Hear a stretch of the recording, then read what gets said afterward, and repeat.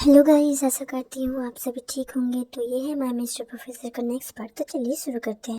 हम देखते हैं वही सीन जहाँ पर आखिरी पार्ट खत्म हुआ था, जहाँ पर वो चारों बैठे हुए थे। अभी आयुषी से पूछता है कि अगर आपके मिस्टर प्रोफेसर ने ये देख लिया तो क्या होगा, कभी सोचा है आपने? ये सुनने के बाद आयुषी बोलती है, उसी के सामने से ये मेरा हाथ पकड़ के आया है, तो अब क्या करो, समझ में आ रहा है तुम्हें? ये सुन के अभी बहुत ज़्यादा शॉक हो जाता है एंड बोलता है कि गोली नहीं मार दी क्या इसे? ये अभी तक मेरे सामने जिंदा कैसे है? शगुन मैम ने बचा लिया इसे, वहीं पर आगे गई थी, वरना तो इसे मार ही देता वो आज। बट सही हुआ, किसी और को अपनी गाड़ी के फ्रंट सीट में बैठाने से पहले सोचना चाहिए था उसे। रोहन सर झुकाए, अपने हाथ जो थे वो टेबल के ऊपर थे और सर अपने हाथ के ऊपर मतलब लीन करके रखा था उसने। और उसका जैसे सर दर्द होते हैं तब हम कैसे पकड़ के रखते हैं अपने सर को, इसे पकड़ा हुआ था और वो सोचने लगता है कि वो अभी तो हो गया। आयुषी बोलती है, उसे हैंडल करना मेरे लिए इतनी बड़ी भी बात नहीं है, तुम चिंता मत करो। रोहन उन सब से बोलता है कि टिया हम पर नज़र रख रही थी उस वक्त, इसीलिए मैंने ये सब किया। आयुषी बोलती है, क्या तुम्हें डर नहीं लगता तुम्हारी वाइफ को अगर पता चल जाएगा तो वो कैसे सोचेगी? रोहन बोलता है, उसे कोई फर्क नहीं पड़ता, वो मुझे नहीं पसंद करती, मेरा तो वन साइडेड लव है। आयुषी बोलती है, ओह अच्छा, तुम्हें अगर कभी कोई मदद चाहिए तो मैं कर सकती हूँ। हम देखते हैं कुछ देर बाद का सीन, जहाँ पर आयुषी अकेले कहीं पर जा रही होती है। वहाँ पर टिया उसके पीछे पीछे आ रही होती है, वो नोटिस कर लेती है। के बाद सिड उसे खींचता है। एक बहुत ही सुनसान सा जगह था, वहाँ पर कोई भी नहीं था, मतलब ऑफिस के, मतलब कोई भी स्टाफ नहीं था, कॉलेज का भी ना ही कोई स्टूडेंट था वहाँ पर। वहाँ पर सिड था, सिड ने उसे बुलाया था और वो खींच लेता है उसे एक साइड पर।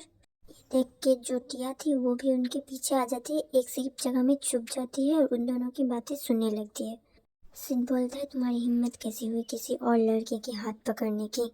आयुषी बोलती है, जैसे तुम्हारी हिम्मत हुई थी किसी और लड़के को अपनी फ्रंट सीट में बैठाने की।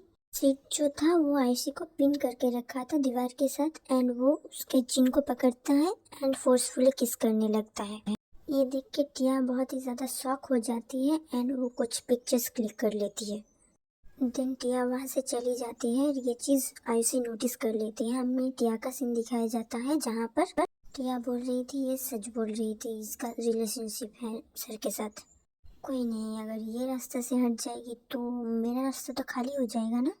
हमें दूसरी तरफ आयुषी का सीन दिखाया जाता है, वो नोटिस कर रही थी तब भी वो किस कर रहा था सिद्धू से। उसके बाद सिद्धू को वो धक्का देती है, मतलब अपने से दूर करती है, ज़्यादा तेज़ धक्का नहीं मारती और ज़ोर ज़ोर से सांसें लेने लगती है।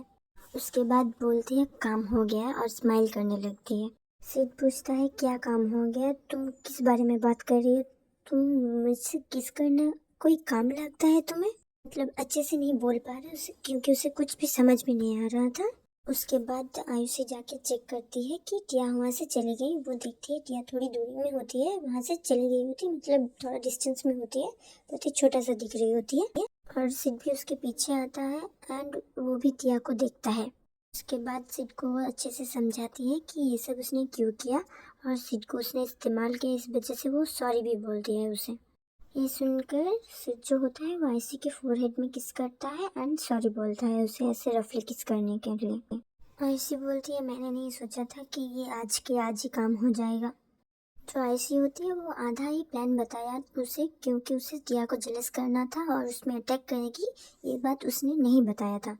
सिड उसे किसी खतरे में तो नहीं डाल सकता। ओके, कहानी को मैं यहीं पर स्टॉप करती हूँ। वीडियो पसंद आया तो लाइक शेयर सब्सक्राइब करना, और अगर आपको मेरी वीडियोस रेगुलर देखना है तो प्लीज़ सब्सक्राइब कीजिए और नेक्स्ट पार्ट के लिए वेट करना।